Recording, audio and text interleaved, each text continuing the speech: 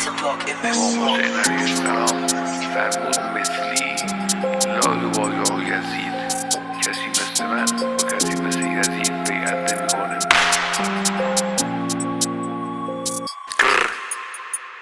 دبای مرگم یک صدا نداریم ترس هم یک صدا میزنیم هم یک صدا قلب و پر درد هم یک صدا میجنگیم سخت هم یک صدا انتقام بعد هم یک صدا خانه رفت ودا دبای مرگم یک صدا نداریم ترس هم یک صدا میزنیم هم یک صدا قلب و پر درد هم یک صدا میجنگیم سخت هم یک صدا انتقام بعد هم یک صدا خانه رفت ودا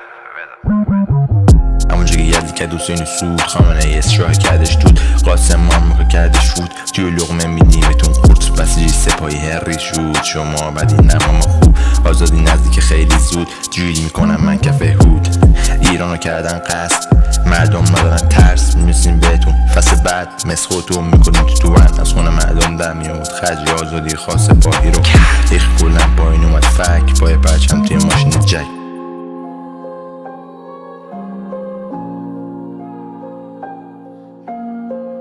قلب ما پر از خش قلب ما پر از درد قلب ما پر از غم قلب ما پر از ترس یو گنگ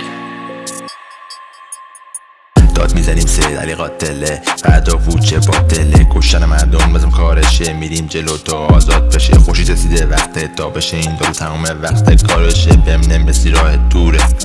چرا تو موندی ساکت کشته شده هرچی جوونه چرا نمیشین عاقل ریخته شده هرچی خونه با خودتون باشین صادق الان خوبه کیفت کوکه اینو میگم به سرعت پرشامو بکن تو دبای مرگم یک صدا نداریم ترس هم یک صدا میزنیم هم یک صدا قلب و پر درد هم یک صدا میجنگیم سخت هم یک صدا انتقام بعد هم